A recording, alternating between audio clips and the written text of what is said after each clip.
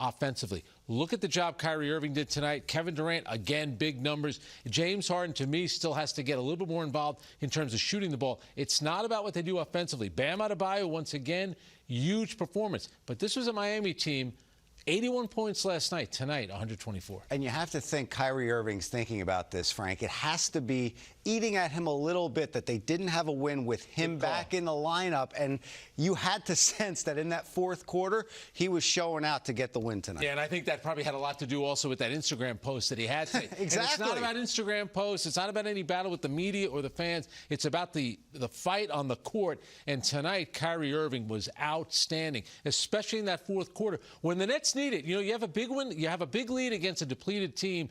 All of a sudden, they get back in the game. Guys can get tight. Kyrie Irving was not tight out there. He wanted the ball. He was making plays, doing it in a lot of different ways, getting to the basket, knocking down threes. When they needed him to be great, like they did a couple of weeks ago against Utah, he was great. Joe Harris was on his game in the double overtime loss in Cleveland. Then he lost his touch in that second loss last night. And one of the main things that Steve Nash wanted to do was get Joe back into his rhythm. He did that tonight. He had 20 first-half points, and moments ago, he met up with our Michael Grady. All right, Joe, coming off of those two games in Cleveland, finding a way to pull this one out down the stretch. How big was this win for this group? It's huge. Obviously a couple of tough games, but able to find our rhythm here early, and then at the end of the day, a win is a win, and we'll take it however we can get it. With Kevin sitting last night, this is just the second game where we've seen Kevin, Kyrie, James with the rest of the group. I know folks want things to be perfect right away, but what is this process like, building continuity, connectivity out there, and trust? It's tough. Like you mentioned, this is the second time where we've had this entire group together. It's going to take time. We got to be patient. No need to panic here early. It's one of these things where we don't have the luxury of having a lot of practice time, a lot of time together where, we're just kind of throwing it into the fire. And you really got to be patient with this whole thing. It was big four tonight. You had 7 3-pointers in this game, matching a career high, 20 points in the first half. What were you seeing out there that allowed you to be so aggressive and set the tone for the team? I think just playing off of those guys, they make simple plays where they're, facilitating, getting into the middle. And, I'm just kind of trying to find space and get room and rhythm shots. Enjoy the win. Thanks so much, Thanks, Joe. Brady. The big three on the floor, Joe Harris, Frank, is going to get a lot of open looks. Well, think about this. In the first half of the game, he was 7 for 11 in the first half. The big three, 6 for 17. He had more field goals than the three of them combined. He carried them in the first half when they were still trying to find their game. And I think for Kevin Durant, start off slowly, had missed the last, hadn't played for a couple of days, missed last night's game. I think it took him until the second half to kind of find his rhythm. Joe Harris was absolutely huge in that first half. He was, and Kevin Durant was big in the second half. He finished 11 for 19. Frank, we're going to get to look at some of his mastery here, starting in the first quarter with a three. And again, I thought in the first half, here, going to the basket, being aggressive, but you can tell a little rusty from a couple of days off. A little bit. But this is what you do. You make plays on the defensive end as well. He had a couple of huge plays, including that block that we'll see on Bam Adebayo. Here, I love that. Getting to the basket, a little English. This was a huge play because he gets a clean block. They call a foul. Steve Nash challenges the play. Call overturned. Jump ball. To me, they got to change the rules. And you know what? Steve Nash last night in the postgame challenged his team to be better on defense, and Durant was leading by example. Yeah, and certainly in the first half they were. Here, if you're going to leave Kevin Durant open like that, Joe Harris finds him. He's going to knock the shot down. Here he is, isolation again on Goran Dragic. He cannot handle Kevin Durant, who's going to hit the little floater right there. And Durant with the turnaround jumper here. This was during that run, that 8-0 run to answer Miami's 13-zip run, and that actually had Eric Spoelstra call a timeout there. And I love the title of this graphic.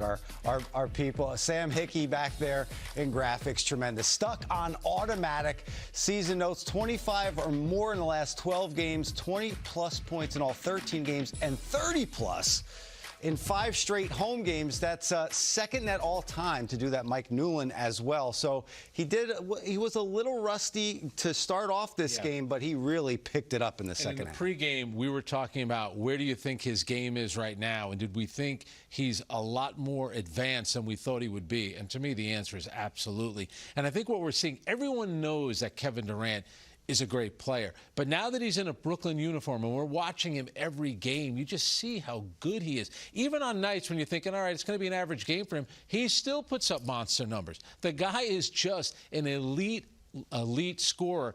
And Kyrie Irving, with the 18, carried them. But Kevin Durant did have 7 in that fourth quarter. You said monster, and I thought of Monstars from the old Looney Tunes Michael Jordan movie, Space Jam. And that's exactly what this big three is for the Nets and what they could be. First win tonight. Yes, first win for them. So first of many. Steve Nash is hoping for that. We're going to hear his thoughts when we come back. We'll also get the final thoughts of Ryan Ruocco and Sarah. Tonight might have been the Heat's best offensive quarter of the season. 3 times they cut it to 1, but now they've gone 2 straight games without a lead.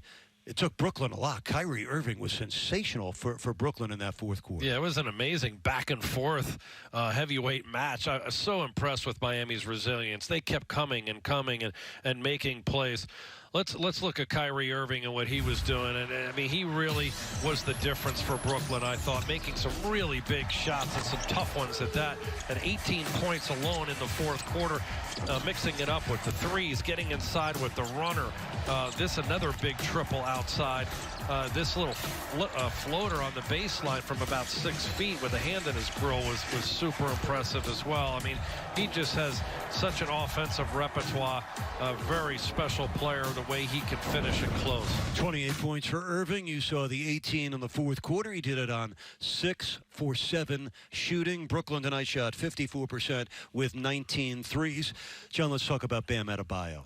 We talked about the 42-point fourth quarter for Miami. How about the 41 points, a career high, and 9 assists for Bam Adebayo? We saw a whole different looking Bam on the offensive end tonight. Sensational. I mean, just an offensive force, a beast. I mean, a lot of the offense, they started isolating him because he was just so dominating. We haven't seen him look for himself to be this aggressive. I mean, he was physical. He was really set the tone early, I thought, by going to the rim. Nothing soft. Then he got to the jab step jumper game, and this is a big evolution for him, being able to create space. He's getting more comfortable with his touch.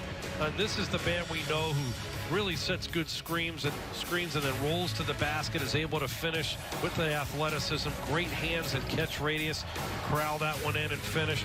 But, you know, at the end of the half was able to knock down his first triple of the year. But I thought in the second half his ability to make shots in that 11 to 15-foot range was absolutely huge. And look what he did at the free throw line. I mean, that's become another whole area of his game where he's drawing fouls confidently, wants to get to the line because he's making them.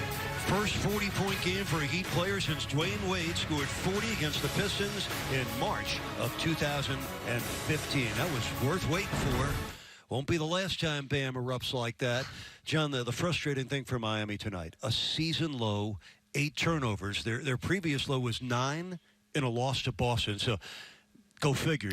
Turnovers a problem all year. Your 2 best games taking care of the basketball. You come up short in heartbreaking defeats both times. You know, I thought they played so well, though. Offensively, they were efficient. They moved the basketball well. Bam had a huge performance. They got good shots. I mean, this is a team that played shorthanded against an offensive juggernaut in the Brooklyn Nets with the big 3 that they have, Joe Harris and his 3-point shooting ability. And Miami hung in. They hung in. They were right there. So it shows you when you do take care of the ball, getting those extra shots, getting those extra opportunities makes a difference.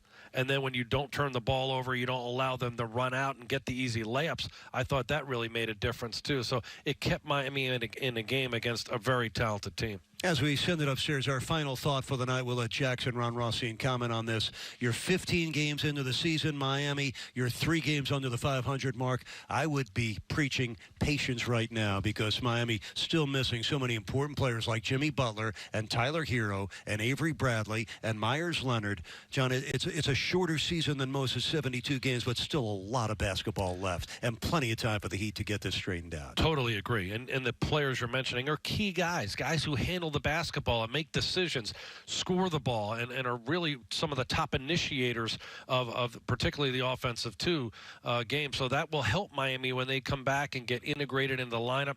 I mean, the one positive from all this, because no one wants to lose, but you're having other guys have to step up and fill voids and play roles that they don't typically play.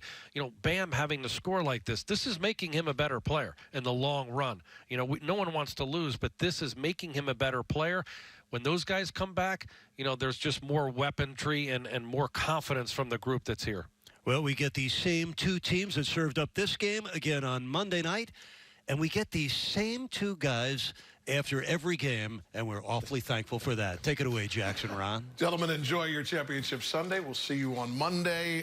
Coach, you are a coach, and so I have to ask you, in those moments, and we're able to sit here, you know, 1,200 miles away. I usually am about 12 feet away, so I'd have this all figured out for you by now. In the setup before the missed free throw, we saw Coach Spoelstra setting up the conversation that you usually have with an official, and then also the gesture that you usually have about the timeout to the corner. I don't